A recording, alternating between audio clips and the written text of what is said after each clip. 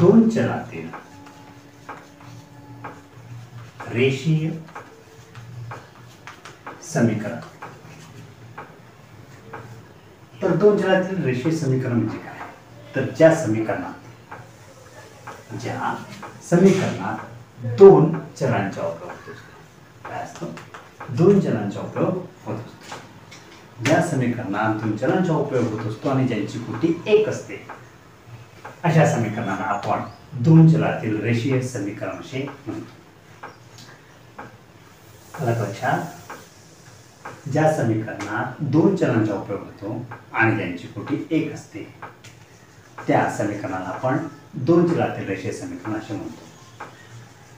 उदाहरणार्थ 5x - 3y = 8 आणि दुसरी आहे 3x + y = चला तर आपल्याकडे बघूया। आपल्याकडे एक उदाहरण आहे, समीकरण आहे 5x - 3y। इथे बघा दोन चल दिसत आहेत आणि त्यांची कोटी एक आहे। ठीक आहे, तर 5x - 3y = 8 आणि 3x + y = 2। तर इथे आपण बघू 5x - 3y = 8 समीकरण 1। याला आपण काय करूया? समीकरण 1 काय करूया? 5x - 3y = 8 समीकरण 1 आणि 3x + y = 2 याला देऊ आपण समीकरण 2। ओके, समीकरण 1 आणि समीकरण 2। आता इथे बघा 5x - 3y = 8 आपण याला काय केलं? समीकरण 1 आणि 3x + y = 2 समीकरण 2। तर सर्वप्रथम पहा इथे सारखे पद दिसत नाही। काय सारखे पद दिसत नाही, मात्र चिन्ह भिन्न दिसत आहे। ओके, तर इथे आपण मग अशा वेळी काय करू? तर जसं या जर आपल्याला इथे बघा हा मायनस आहे आणि हा प्लस आहे। ठीक आहे, हा मायनस आणि प्लस आहे। जर आपण y पद कॅन्सल करतोय तर आपल्याला x पद भेटेल आणि x पद कॅन्सल केलं तर y भेटेल। पण इथे ऑलरेडी मायनस प्लस असताना आपण काय करूया की या y च्या इथल्या संख्येने म्हणजे इथे 3, तर या 3 ने काय करू? ऑपोजिट कंडिशन म्हणजे इक्वेशन किंवा समीकरण 2 ला गुणू।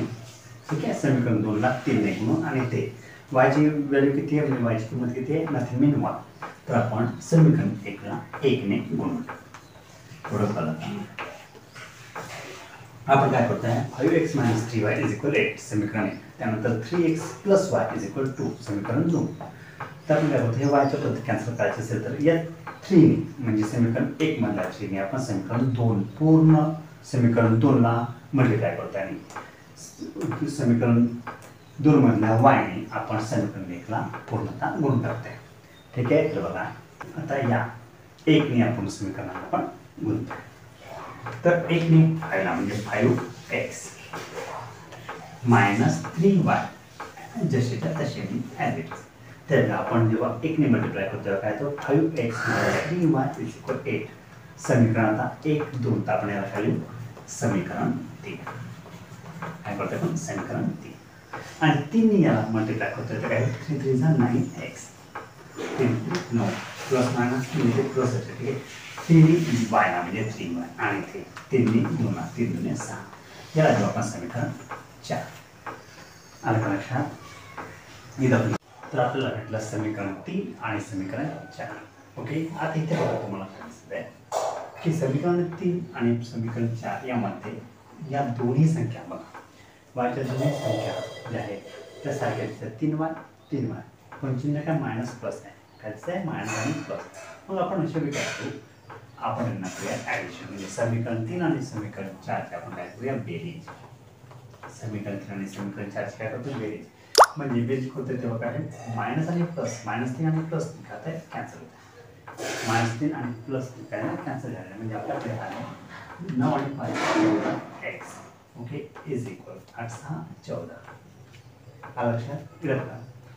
-3x आणि +3x that is mean cancel 0 3 बदलून दिलं 0। इथे 9 आणि 4 गेले 14x = 14। म्हणजे आपण काय करतो तर x ची व्हॅल्यू काढूया। म्हणजे x ची किंमत काढताना आपण हा 14 ॲज इट इज, हे 14 ॲज इट इज, पण हा काय इथे गुणाकारात आहे। हे काय असतं? स्वरूप गुणाकाराचे स्वरूप। आपण तिकडे काय करतो? ट्रान्सफर करतो काय भागाकाराचे म्हणजे 14 भागिले 14 म्हणजे 14 1 14 दॅट इज मीन x ची व्हॅल्यू 1 काय नाही x ची व्हॅल्यू इथे 1 समजलं ना?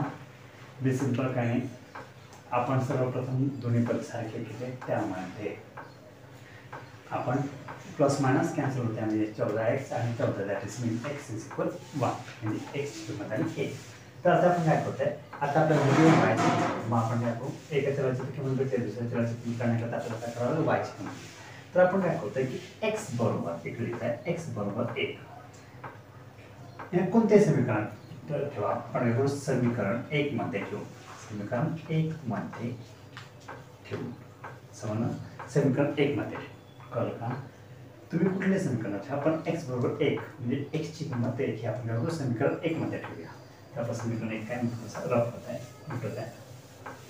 आता समीकरण 1 आहे 5x - 3y = 8. तर आपण इथे काय करतो, x बरोबर 1 ठेवू. इथे काय करतो आपण समीकरण 1 मध्ये x बरोबर 1 ठेवू. आता आपण काय करतो, x बरोबर 1 ठेवू, म्हणजे इथे x असेल तिथे काय ठेवू आपण x म्हणजे हा 5. इथे रिलेशन काय गुणाकाराचे म्हणजे 5 गुणिला 1 x ची किंमत आपण काय करतोय इथे पुट करतोय -3y तशी इज इक्वल 8.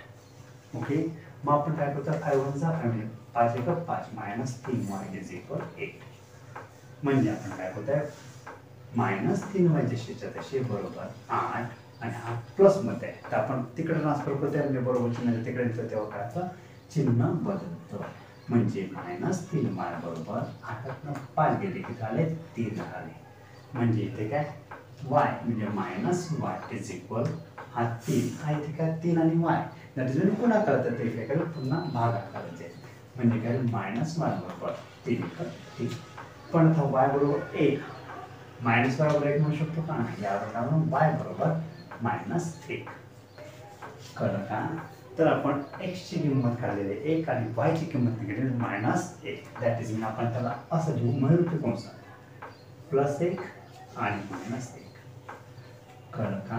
तर हे आपलं उत्तर. कळलं कसं काढलं ते, म्हणजे हा आहे आपला x आणि हा आपला y म्हणजे x ची किंमत बरोबर 1 आणि y ची किंमत -1. समजलं उदाहरण, आय होप तुम्हाला उदाहरण समजलं असेल. जर समजलं असेल नक्कीच कमेंट्स करा आणि काही क्युरियस असल्यास मला कमेंट्समध्ये लिहा. तर चला बघूया एका नवीन उदाहरणासोबत.